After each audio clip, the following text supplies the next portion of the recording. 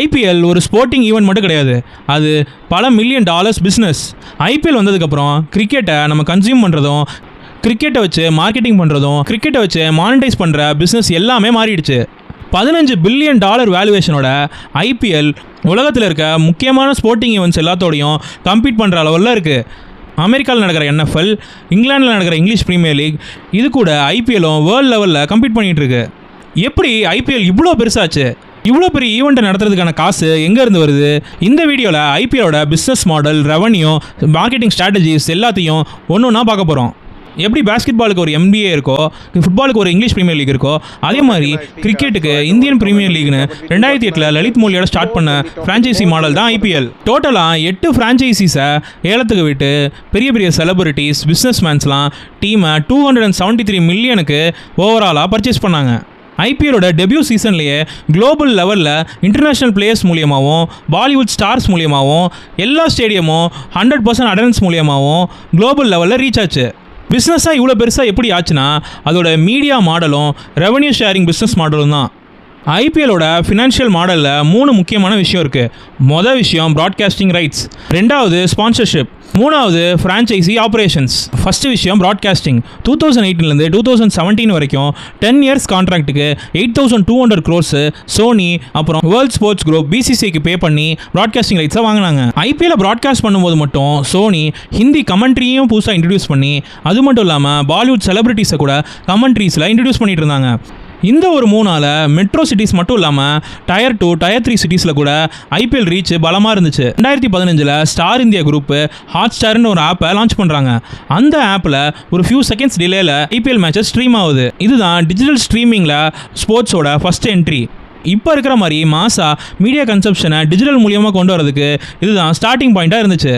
2018 5 years கான்ட்ராக்டாக Sony group digital plus TV 16,347 crores டீலை sign பண்ணாங்க. இந்த டைமில் தான் இந்தியாவில் ஜியோ லான்ச் ஆனனால ஹாட்ஸ்டார் இந்த மாதிரி ஸ்ட்ரீமிங் பிளாட்ஃபார்ம்ஸோட ரீச் ரொம்ப பெருசாக இருந்து ஐபிஎல் மூலியமாக ஹாட்ஸ்டார் அவங்களோட வியூவிங் ரெக்கார்ட்ஸ் எல்லாம் பிரேக் பண்ணாங்க.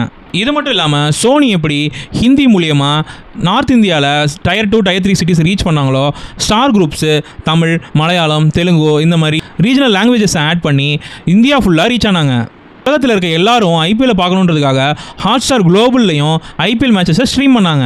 அதுக்கப்புறம் 2023 மீடியா ரைட்ஸும் OTT ரைட்ஸும் தனித்தனியாக பிரிஞ்சிருச்சு. டிஸ்னி அண்ட் ஸ்டார் நெட்வொர்க் 23,575 கோடிக்கு 5 இயர்ஸ் டீல் சைன் பண்ணாங்க. டிஜிட்டல் ரைட்ஸை வியாகாம் 18 அதாவது ஜியோ 23,000 கோடிக்கு சைன் பண்ணாங்க.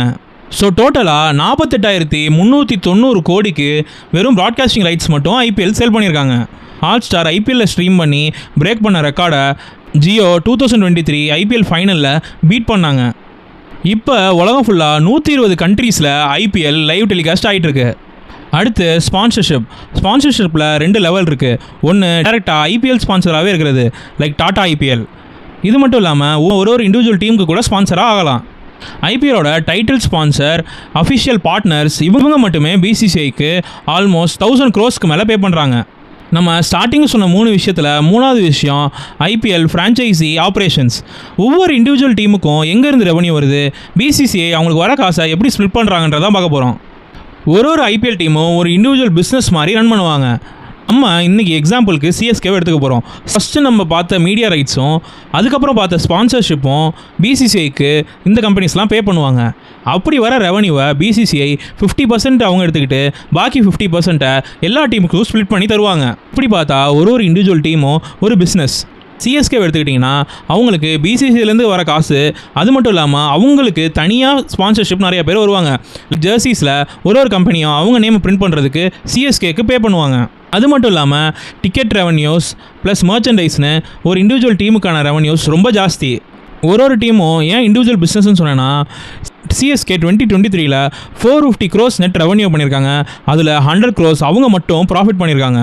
இவங்க மட்டும் இல்லாமல் மும்பை, RCB இந்த மாதிரி டீம்ஸ் அவங்க பர்ஃபார்மன்ஸ் எப்படி வேணாலும் இருக்கலாம், ஆனால் அவங்களோட ரெவன்யூ எப்போவுமே பாசிட்டிவில் தான் இருக்கும். இந்த அளவுக்கு குளோபலாக ஐபிஎல் ரீச் ஆனனால நிறைய கண்ட்ரீஸ்க்கு இதை பார்த்து இன்ஸ்பயர் ஆகி சவுத் ஆஃப்ரிக்கா, ஆஸ்திரேலியா, இங்கிலாந்து இந்த மாதிரி நிறைய ஊரில் புது லீக்ஸ் உருவாகிட்டு இருக்கு. ஐபிஎல் ஃப்ரான்ச்சைசி ஓன் பண்ணுற நிறைய பேர் இந்த ஊர்லலாமும் டீமை உருவாக்கிட்டு இருக்காங்க. எக்ஸாம்பிளுக்கு MI Cape Town, Abu Dhabi knight riders, Texas super kings. ஐபிஎல்லும் அவங்கள ரெவன்யூ ஸ்ட்ரீம்ஸை நெக்ஸ்ட் ஜென்ரேஷனுக்கு ஏற்ற மாதிரி நிறையா ட்ரை பண்ணிகிட்டு இருக்காங்க. Like fantasy gaming, virtual fan experience. புதுசாக இன்ட்ரடியூஸ் பண்ண விமன் ப்ரீமியர் லீக்னால ஐபிஎல்லை மோஸ்ட்டாக மென் மட்டும் தான் பார்க்குறாங்கன்னு இருந்ததை இப்போ விமன் ஆடியன்ஸுக்கும் ரீச் பண்ணுற மாதிரி மாற்றிருக்காங்க.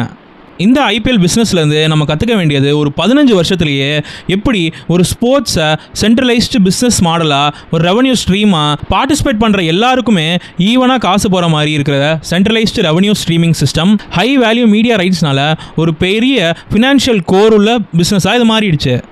ஒரு பிராண்டை எவ்வளோ ஸ்ட்ராங்காக பில்ட் பண்ணுறோமோ அதுக்கேற்ற மாதிரி தான் அந்த டீமோட வேல்யூ இருக்கும். ஸோ நீங்கள் ஃபீல்டில் ஜெயிக்கிறீங்களோ இல்லையோ, ஆஃப் ஃபீல்டில் உங்கள் பிராண்டை நல்லா பில்ட் பண்ணிங்கன்னா உங்களுக்கு பிஸ்னஸ் கண்டினியூஸாக வந்துக்கிட்டே இருக்கும். இங்கே நம்ம பார்த்துட்டு இருக்க சக்ஸஸ் மட்டும் இல்லாமல் இது குளோபலாக எவ்வளோ எக்ஸ்பேண்ட் பண்ணுறோமோ அதுக்கேற்ற மாதிரி நம்ம க்ரோத் இருந்துக்கிட்டே இருக்கும். இந்த மாதிரி ஐபிஎல்லை பார்த்துட்டு உங்களுக்கு என்ன விஷயம் புதுசாக தோணியிருக்கோ அதை கமெண்ட்டில் சொல்லுங்கள். ஐபிஎல் வெறும் ஒரு கிரிக்கெட் என்டர்டெயின்மெண்ட் கிடையாது, அது ஒரு குளோபல் என்டர்டெயின்மெண்ட் ப்ராடக்ட்.